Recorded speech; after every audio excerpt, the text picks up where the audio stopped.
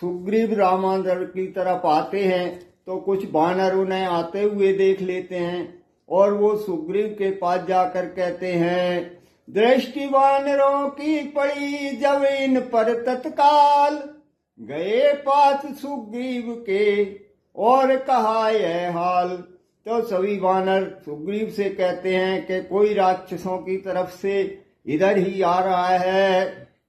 तब सुग्रीव राम जी के पास जाकर कहते हैं, सुग्रीव राम जी से बोले, कुछ नया स्वांग है गढ़ा हुआ, बैरी का भ्राता आता है, गंभीर भेद है छुपा हुआ।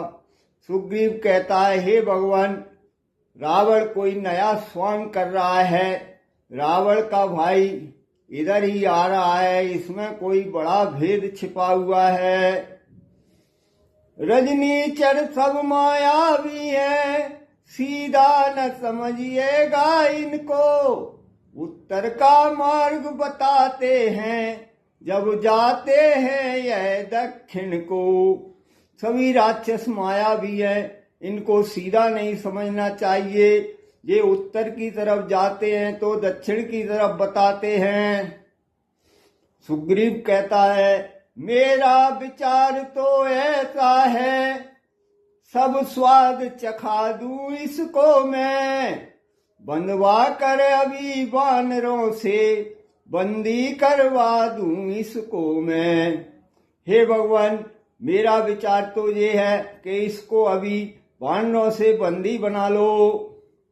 भाई को बंदी समझ यहाँ, घबरा कर आएगा रावण, सीता माँ को दे जाएगा, इसको ले जाएगा रावण।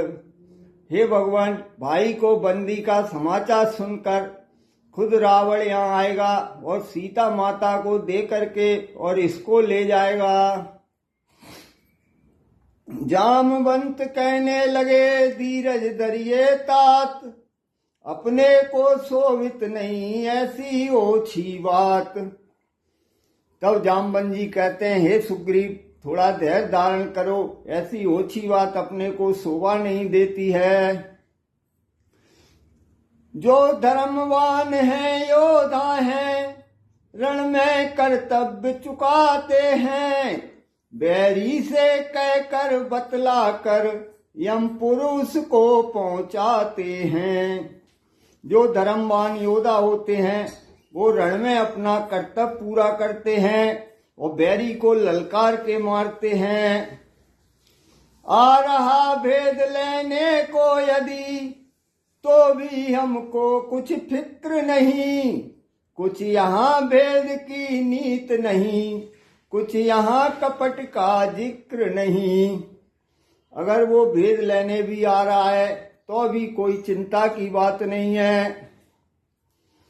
धोखे से लड़ने आया हो तो भी न बात चिंता की है, श्री लक्ष्मण जी का एक बाण उसके संहार को काफी है। यदि धोखे से लड़ने भी आ रहा है तो भी कोई चिंता की बात नहीं है, लक्ष्मण जी का एक बाण ही उसके लिए काफी है। फिर क्यों छेड़े वानर उसको, संभव है मिलने आया हो सकता है वह साथ साथ संदेश संधि का लाया हो, इसलिए उसको छेड़ो नहीं, हो सकता है वह रावण की संधि का संदेश लेकर मिलने आया हो।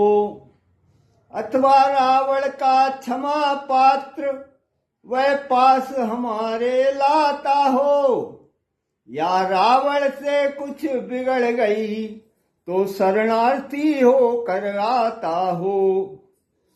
ये भी हो सकता है कि वो रावण का क्षमा पत्र लाया हो, या ऐसा भी हो सकता है कि रावण से उसकी कुछ बिगड़ गई हो तो हमारी शरण में आया हो। शरणार्थी की बात सुन बोल उठे रघुनाथ, सादर शिष्टाचार से आओ लेवा कर साथ। तभी भगवान श्री राम कहते हैं कि उसको आदर पूर्वक यहाँ लेके आओ। जो निर्मल है निश्चल है वही जन मुझको पाता है। चालाक प्रपंची धूर्त छली कब मेरे सम्मुख आता है। जो निश्चल और निर्मल मन का है वही मुझको पाता है। चालाक और धूर्त मेरे सामने कभी नहीं आ सकता।